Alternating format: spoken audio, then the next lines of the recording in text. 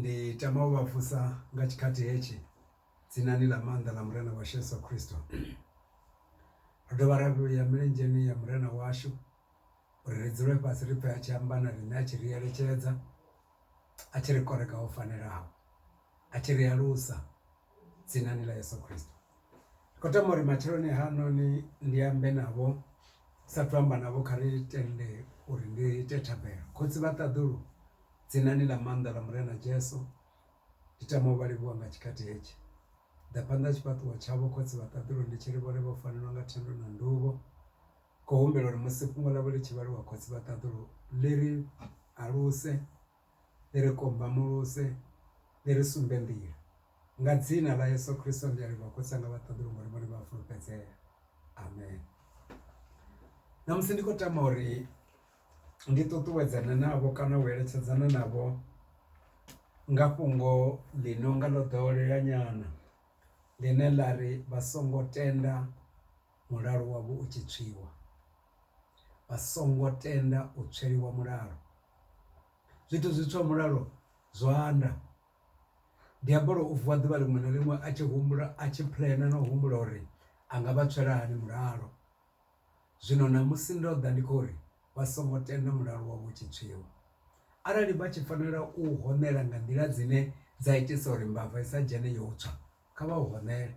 Na zwino ndo fara khono dzine dza nga itisa uri arali vhone vha dzi dzhia vha nga u hona, vha nga honela mulalo wavho sa tswiwa, dakalo ḽavho ḽa sa ṱuwe. Khou tama uri ri takuwe zwavhuḓi ro lavhelesa zwine ipfhi ḽa mudzimu ḽa amba. U rangani mudzimu a tshi ri pfulusa muvhusoni wa swiswi, a tshi ri dzhenisa muvhusoni wa murwa mufuno wawe, o vha a si na muhumbulo wa uri riṋe ri ṱhupheye. O vha a si na muhumbulo wa uri riṋe ri tambule lune na ḽiṱaḓulu ri sa ḽi vhone. Muhumbulo wavho wo vha uri ri vhe na vhushaka naye, ende ri nga kona u vha na vhushaka naye ngauri zwe mudzimu amba a zwi shanduki, a zwi rembuluwi. Zwino vha vhona arali mulalo wavho vhone wo tswiwa, a vha koni u vha na maanḓa. Uri muthu a na mulalo mbiluni, a na dakalo, u na maanḓa manzhi. Mara dakalo ḽa ṱuwa na mulalo wa sa vhone. Kha vha zwi vhone so, arali vha ḓivha vha ri vha khou shuma tshithu nga mafulufulu, vha khou shuma tshithu nga mafulufulu, muthu muṅwe a ḓa a vha discourage, vha kulea nungo vha ri mara ni itani na. Habe zwino ri tshena na nungo dzo shuma ngauri nungo dza kulea, muthu ha tsha kona u shuma. A si tshena dakalo ha kona u shuma, a si tshena mulalo ha kona u shuma.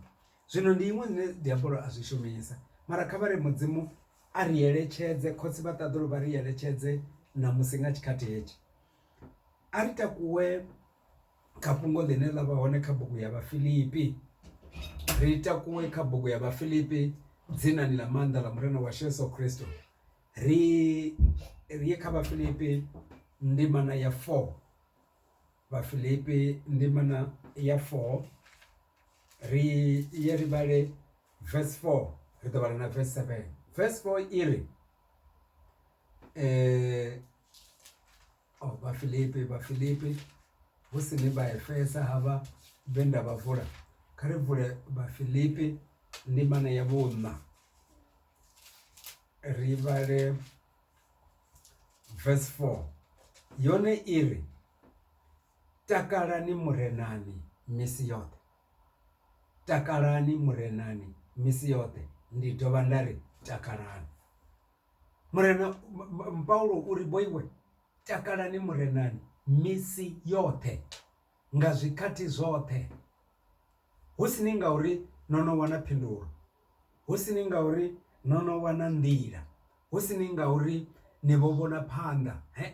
Takalani murenani misi yoṱhe, ndi dovha nda ri takalani. Verse i tevhelaho ya kona uri vhulenda haṋu vhu ḓiwe nga vhathu vhoṱhe ngauri murena u tsini. Verse 7 ya ri huno mulalo wa mudzimu a fhiraho u ṱalukanya hoṱhe, u vhulungele dzimbilu dzaṋu na mihumbulo yaṋu kha Kristo Yesu. Mulalo wa mudzimu, mudzimu a fhiraho u ṱalukanya hoṱhe, hoyo mulalo kha u vhulungele dzimbilu dzaṋu na mihumbulo yaṋu kha Kristo Yesu.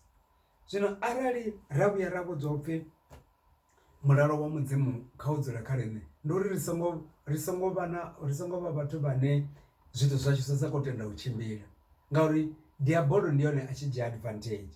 Mara ri sathu amba zwinzhi ndi khou nyaga uri kha ri range u lavhelesa pfulufhedziso dze mudzimu a dzula o ri pfulufhedzisa hezwi a tshi ri vhe na mulalo na o ri pfulufhedzisa a ri mini zwine zwa kona u ri takula ri kona u vhona zwithu zwine zwa nga itisa uri mulalo ri u tsweliwe. Kha ri thome kha bugu ya Yohane ndima ya 14, Yohane ndima ya 14 ri vhale 27 u swika kha 29 iri ndi siya mulalo kha inwi, ndi Kristo Yesu ene muṋe uri ndi siya mulalo kha inwi, ndi nifha mulalo wanga. Thi nifhi mulalo wa zwiṅwe, ndi mufha mulalo wanga. Nṋe a thi ni ṋei nga kuṋetshele kwa shango, dzimbilu dzaṋu dzi songo dzinginyea dzi songo ofha. Vha khou vhona ene Kristo uri boiwe ndi ni siya na mulalo, boiwe ndi ni ṋea mulalo wanga, ende a si mulalo une nda ni ṋea nga nḓila ine shango ḽa ṋea ngayo. Shango ḽi tshi ṋea muthu tshithu ḽi ṋea tshithu muthu ḽi tshi khou renga tsha uri. Zwino murena uri boiwe ndi ni siya na mulalo wanga, hoyu mulalo wanga une nda ni siya na we ndi une nda khou ri a si nga kuṋetshele kune shango ḽa ṋeesa kone, mara nṋe ndi khou nifha divinely, ndi khou nifha lwa tshiṱaḓulu, ndi khou nifha zwi bvaho ṱaḓulu uri ni vhe nazwo. Kha verse 28 yari no zwi pfa ndi tshi ni vhudza ndari ndi a ṱuwa hone ndi ḓo vhuya kha ini. Arali no vha ni tshi mpfuna ndi musi ni tshi takala ndi tshi ha khotsi, ngauri khotsi ndi muhulwane kha nṋe. Huno zwino ndo ni vhudza zwi sathu vha hone uri musi zwi tshi ḓo vha hone ni tende. Ndi musi murena hafha a khou layana na vhafunzi vhavho vha khou ri boiwe hezwi ndi khou ṱuwa zwino ndi ha khotsi, mara thi ni siyi ni noṱhe vhoiwe, ndi ni siya na mulalo wanga. Ene murena arali a vhuya a ri siya na mulalo wawe, mulalo wa mudzimu wa fhaṱela muthuni u ya pupuma vhunga dzuvha. Vha ya vhona na muri arali u sa khou wana maḓi kana u sa khou wana pfhushi, vha zwi vhona uri kualutshele kwawo a ku khou ita zwavhuḓi, maṱari a puta, a u tenda u vha green zwavhuḓi ngauri a huna maḓi o no khou nwa. Zwino muthu arali a sina mulalo hafha u bvaho mudzimuni, a to ita mulalo u no khou tou creator khamusi ngauri u na tshelede, ngauri u na zwifuwo, ngauri u na mini mini, ngauri u dzula zwavhuḓi, a si zwone zwi ḓisaho mulalo. Mulalo u takuwa nga ngomu mbiluni ya muthu. Vha vhona mulalo wa takuwa nga ngomu mbiluni ya muthu, na musi vho seva nga gukulume zwi a tshimbila. Mulalo arali u hone nga ngomu mbiluni yavho, na musi vho seva nga madzhulu zwi a tshimbila. Mara mulalo wa sa vha hone, na musi vha seva nga tshiṱeki, vha seva nga tshivhindi ḓuvha ḽiṅwe na ḽiṅwe, mulalo u siho a zwi tendi u tshimbila. That's why murena a tshi tou ri ndi ni siya na mulalo. So nṋe ndi khou tama u vha pembeledza na musi ndi khou ri kha ri lavhelese pfulufhedziso khedzi murena o ri siya na mulalo wawe. A si mulalo une shango ḽa ṋewa ngawo. Arali ra ya kha bugu ya Yobo ndimana ya 22 ra vhala verse 21 iri ito u pfumedzana na mudzimu u vuḓe, ndi hone zwavhuḓi zwi tshi ḓo u ḓela. Ito u pfumedzana na mudzimu u vuḓe, ndi hone mulalo wa mudzimu u tshi ḓo u ḓela. Ndi hone u tshi ḓo ri u tshi vhamba mano a kona u konadzea. Ri tshi ya kha bugu ya Mirero ndimana ya 17 verse 22 iri mbilu yo takalaho ndi mushonga kana ndi dzilafho. Mbilu yo takalaho ndi dzilafho maramboni yawe, ndi dzilafho ṋamani yawe. Mbilu yo takalaho ngori mbilu arali ya takala i vha na dzilafho muthuni. Zwino mbilu yawe ya sa takala a i vhi na dzilafho. Diabolo u vusa maḓumbu, a vusa maḓumbu uri mbilu yavho i sinyengale, mbilu yavho i vhilingane, mbilu yavho ya vhilingana. Ho vhilingana mushonga une wa fanela u vha thusa. Zwino mbilu ya muthu hupfi arali yo takala ndi mushonga ṋamani yawe na maramboni yawe, dzinani ḽa Yesu Kristo. Ra lavhelesa bugu ya Vharoma ndimana ya 5 ayiye kha ri tou sokou namba ri i lavhelese.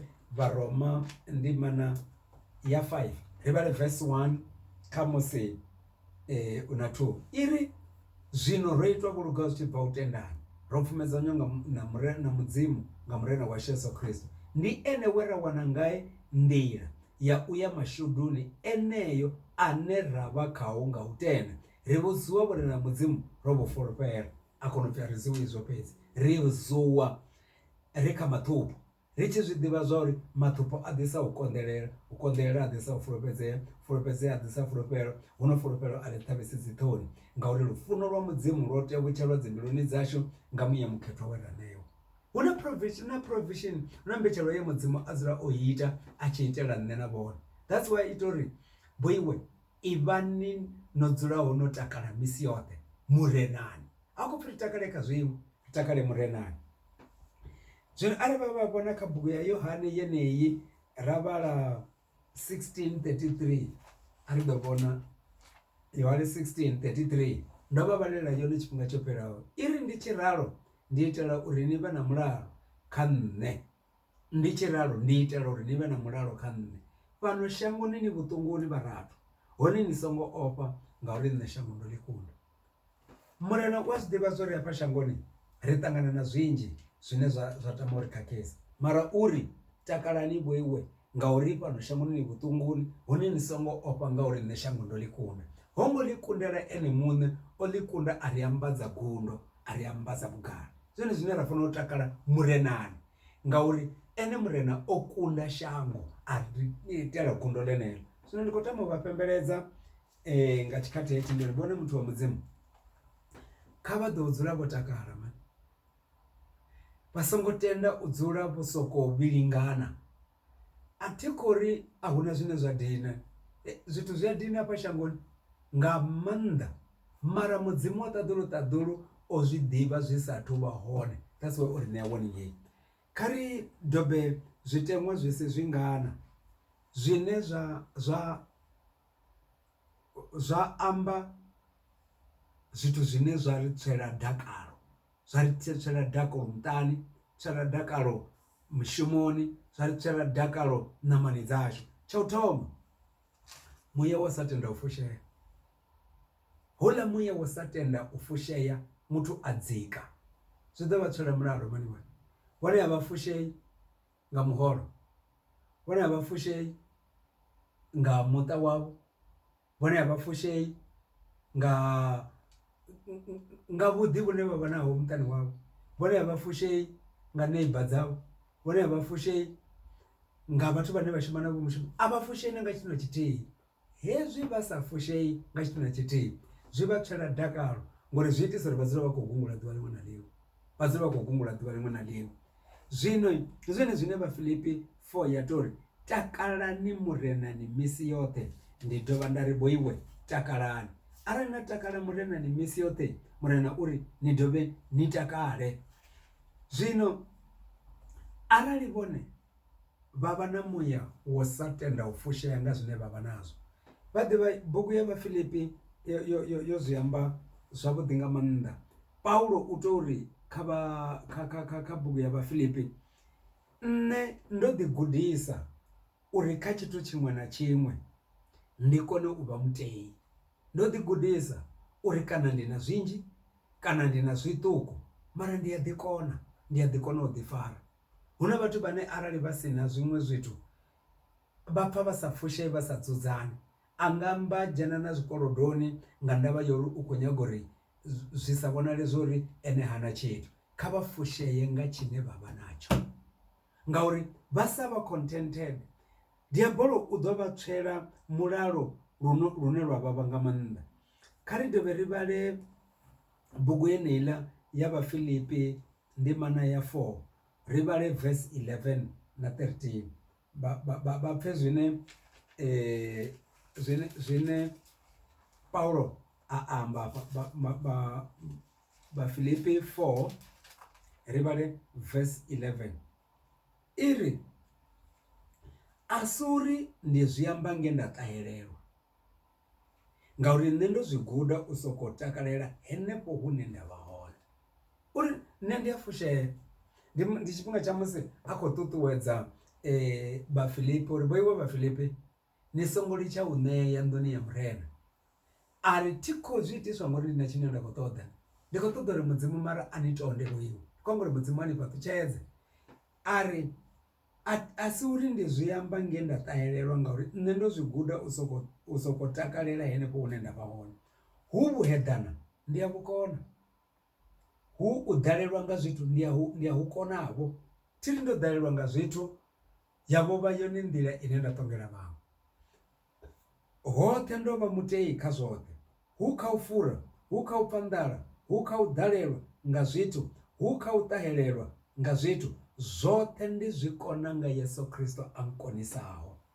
Zwino hezwi vha sa tenda u fushea nga tshithu vhone vhutshiloni, tsho thoma vha sa fushei vha ḓo fanela u gungula, ende lugungulo lwa lugungulo na lugungulo na lugungulo lu itisa uri mulalo u tsweye, ende mulalo wa vhuya wa tsweya vha mbo ḓi ri swiswini ḽa nnḓa huvho, vha vhuya vha dzhena nga ngomu swiswini. Tshiṅwe na tshiṅwe swiswini tshi a itea, na lufu swiswini lu a itea, na khuvhabvo swiswini i a itea, na zwoṱhe zwi a itea nga ngomu swiswini. Zwino hezwi vhone vha tshi dzulela u sa fushea nga tshithu, vha tshi khou dzulela u sa fushea nga tshithu, vha khou ḓi dzhenisa nga ngomu swiswini ḽine diabolo u dzhia advantage. Zwino hezwi ndi tshiri tshiṅwe na tshiṅwe tshi a itea swiswini, vha ya vhona hezwi vho dzhena swiswini ḽa u sa tenda u fushea vhutshiloni, vha dzhenwa nga mbilahelo, malwadze a ḓa, mano mavhi a ḓa, vha ḓivha vha nga wana vha tshi tou takuwa vhone sa mutendi, vha ṱutshela mudzimu vha yo tungula. Hezwiḽani zwine ipfhi ḽa mudzimu ḽa tori ndi madambi, vha takuwa vhone vha ita madambi nga ndavha yori a vha tendi u dzula vha fushea. Paulo uri nṋe ndo zwi guda uri kana ndi vhuheḓani kana ndi na zwoṱhe, ndo zwi guda u sokou vha mutei kha zwoṱhe. A zwi ambi zwori a u shumi tshithu, mara why vha sa fushei nga zwine vha vha nazwo. Zwino ndi zwone zwiṅwe zwithu zwine zwa tswa mutakalo. Zwiṅwe zwithu zwine zwa tswa mutakalo hezwi muthu a sa fushei, u dzhena kha muṱaṱisano, dzhena kha competition yori vho mugede vha nga si tou mphirani, ndo thoma u shuma phanḓa havho, vho mugede vha nga si tou mphirani, ndo shuma navho, vho mugede vha nga si tou mphirani, vho aluwa gai gai, vha amba zwitshakatshaka zwinzhi zwinzhi. Hezwo zwithu hezwo diabolo u khou dzhenisa zwithu zwine zwa itisa uri vhone vha sa ḓiphine vhutshiloni. Ndi khou vha pembeledza nga dzina ḽa Yesu. Bivhili iri henefho hune na vha hone, takalani murenani, ndi ḓo vha nda ri takalani, ni ḓi gudise u kona u fushea henefho hune na vha hone. Tshithu tsha vhuvhili, u sa ḓi fhaṱa kha lutendo lwavho zwi tswa mutakalo. U sa ḓi fhaṱa kha lutendo lwavho zwi tswa mutakalo, ngori hezwi vhone vha songo ḓi fhaṱa kha lutendo lwavho, hu tshi ri habidi tshithu, hu wana vhone vha empty. Hu tshi ri habidi tshithu, a huna tshine vha hone vha farelela khatsho. Ḽiṱhupho ḽi tshi ḓa, a huna tshine vhone vha farelela khatsho. U levheliwa hu tshi ḓa, a huna hune vha hone vha farelela khaho. U ṱhaseliwa huṅwe na huṅwe hu tshi ḓa, a huna hune vha farelela khaho, nga ndavha yori a huna lutendo lwe vha lu fhaṱa. Vha vhona na nnḓu ya vhareli vhane vha i fhaṱa ya guma hafhaḽa nṱha, vha nṱhani ho fulela vha soko vhea mazennge, vha vhea matombo nṱha, muya u tshi ḓa vha ḓo pfha vhuṱungu, ngori vha vho fanela vhori vho fhaṱa vho guma hafhaḽa vha ṱoḓe thanda vha fulele nnḓu yavho, kana vha fulela nga hatsi, kana vha fulela nga mazennge, mara kha i fuleliwa ngori hu ḓo vha na ḓuvha ḽine muya wa ḓa, ende hu ḓo vha na ḓuvha ḽine mvula ya ḓo na i ḓo vha naela hafha fhethu. Zwino arali vha songo ḓi fhaṱa kha lutendo lwavho lu khethwa, kha vha ḓo vhona fhungo kheḽi mani a to vhala kufhungo kho kuri zwi kone u tshimbila. Bugu ya Yuda ndi ndima nthihi fhedzi, ndi bugu ya u fhedzisa ri sathu dzhena kha nzumbululo. Bugu ya Yuda verse 2, ri vhale verse 20 u swika kha 22. 20 iri, huno iṅwi vhafunwa, ni vhe vho ḓi fhaṱelaho kha lutendo lwashu lu khethwa. Ni vhe vho ḓi fhaṱaho kana vho ḓi fhaṱelaho kha lutendo lwashu lu khethwa. Ni vhe vha rabelaho muyani mukhetho. Verse 21, ni ḓi vhulungele ngomu lufunoni lwa mudzimu. Ni ḓi vhulungele nga iṅwe nḓila, hezwi ni khou ḓi fhaṱa kha lutendo lwanu lu khethwa, ni khou ḓi vhulunga nga ngomu lufunoni lwa mudzimu. Ni dzule no lindela khathutshelo ya murena washu Yesu Kristo, i wanisaho u tshila tshoṱhe. Mara zwi khou takuwa hafhaḽa khou ḓi fhaṱa kha lutendo lwavho lu khethwa. Zwino hezwi vha sa khou ḓi fhaṱa kha lutendo lwavho lu khethwa, hezwi a zwi ḓi. Hezwi zwa sa vha hone, vha vhona murero muṅwe wa luṅwe luambo uri muhumbulo wa muthu a udzule usina tshithu. The mind of a person never stays in a vacuum. Muhumbulo wa muthu a udzule usina tshithu. Nori arali vasa kuhumbula zwo lugaho vafuna vha khou humbula songo lugaho. Mara muhumbulo vha khou vhona zwine muthu a dzula vhare ari ngoho.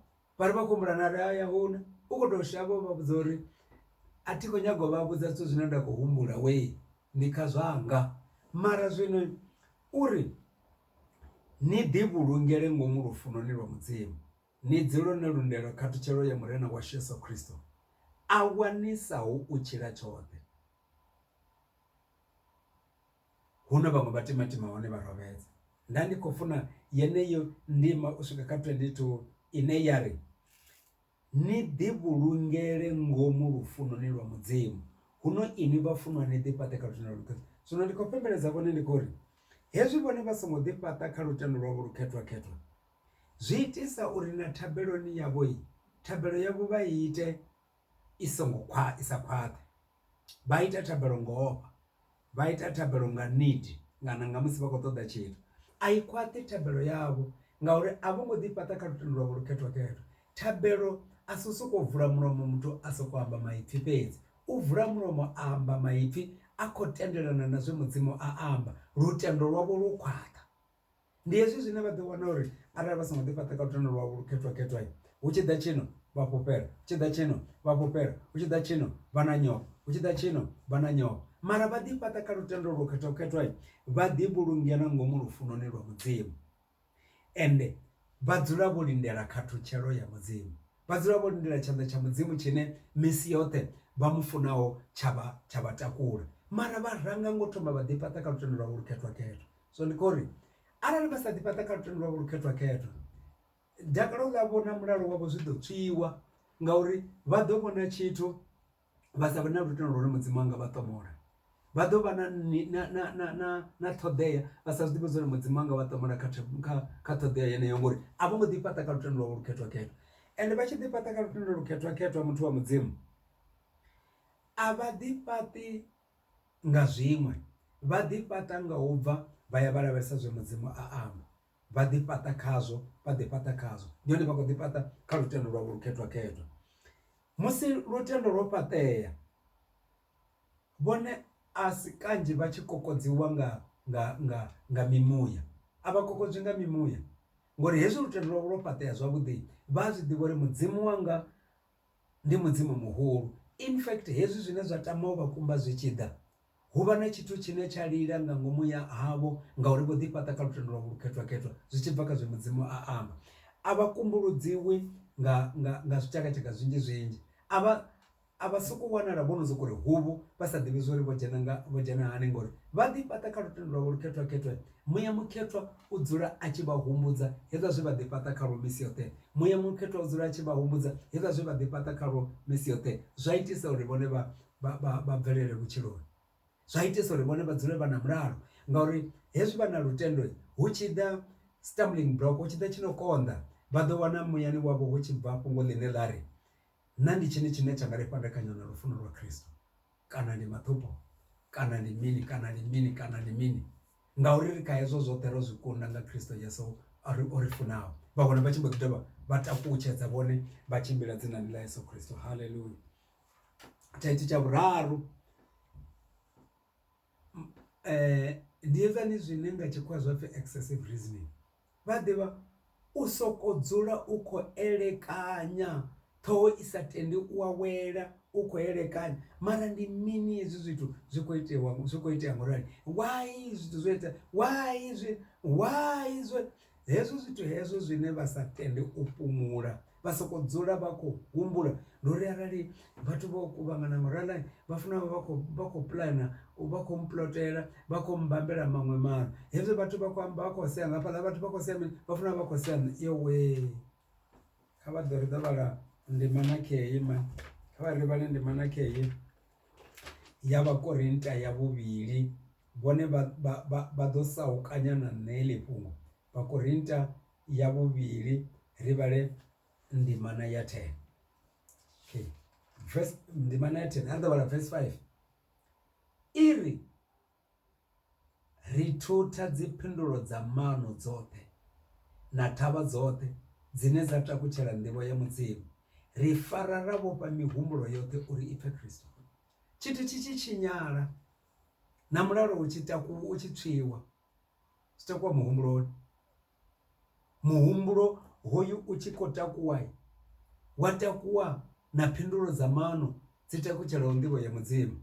Nḓivho ya mudzimu ri takalani murena ni misi yoṱhe ndivha nda ri takalani, mara i tshi takuwa i takuwa i tshi nyago u dzhia, u tswa na u shidzha zwe Kristo a ri vhetshela zwone. Zwino ndi khou vha pembeledza nga dzina ḽa Yesu Kristo, vha songo tenda uri tshithu na musi tsho vha dina, vha tshi dzulele u dzula khatsho.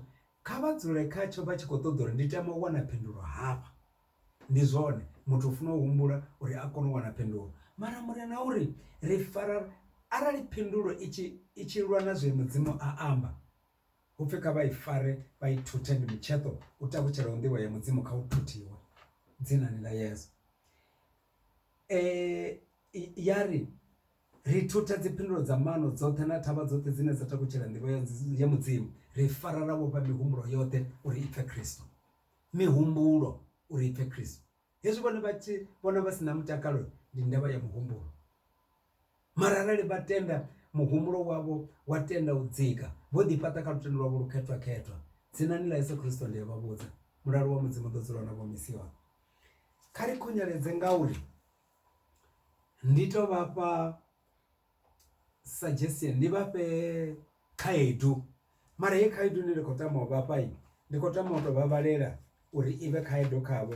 Ndi kha bugu ya Vhakoronika hafha kha Testament ya kale, Vhakoronika 16 ri vhale verse 10 iri vha ḓivha arali vhone vha nga zwifhinga zwine ra khou tshila khazwo vha sa tenda u ḓi fhaṱa kha lutendo lwavho lukhethwa, vha ḓo wana ngoho vha tshi dzulela vha na nyofho tshifhinga tshoṱhe, ende vha dzula vho vulela diabolo tshivhana uri a dzhie advantage ngavho, nga ndavha yori muhumbulo wavho a u tendi u dzika wa tenda mudzimu.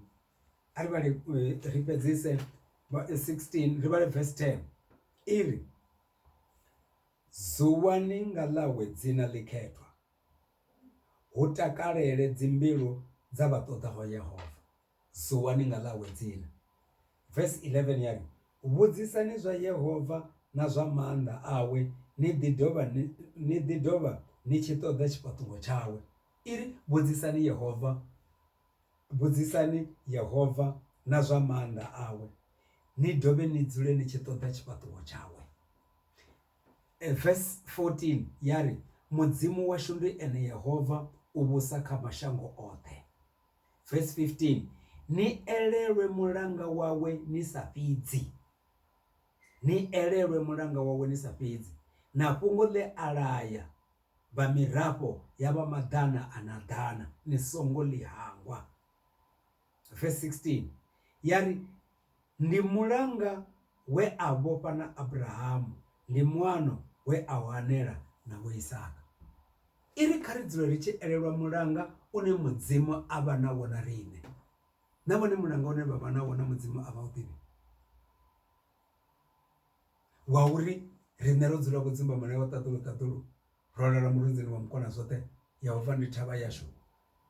Mulanga we mudzimu a u langana na riṋe a tshiri thingani litshi thingani laṱedzi, ndi nanwi misi yoṱhe, ni tshi dzhena maḓini ndi nanwi, ni tshi dzhena muliloni ndi nanwi. A ri u ḓivhi uyo mulanga? A si wone une wa ri takulela dakalo ḽa mbilu? A si wone une wa itisa uri zwithu zwashu zwi tende u tshimbila? Ndi khou vha pembeledza ndiri kha vha ṱoḓe mudzimu a khou wanala. Mudzimu washu ndi ene Yehova, u vhusa kha mashango oṱhe dzinani ḽa Yesu. Kha ri rabele. Khotsi ndi khou vha livhuwa, ndo amba na vhana vhavho nga mbilu yanga nthihi, ndo eletshedza, ndo ṱuṱuwedza. Ndi khou rabela uri muya mukhethwa a khunyeledze vhuṱanzi hovhu, muya mukhethwa a khwaṱhisedze vhuṱanzi hovhu nga Kristo Yesu murena wanga. Ndi a livhuwa. Amen. Khou vha pembeledza khaladzi, khou vha pembeledza vhone mukomana murathu mma, khou vha pembeledza ndi ri nga dzina ḽa Yesu kha vha ḓi gudise u dzula vhe na mulalo misi yoṱhe uri zwi vha nakele. Amen.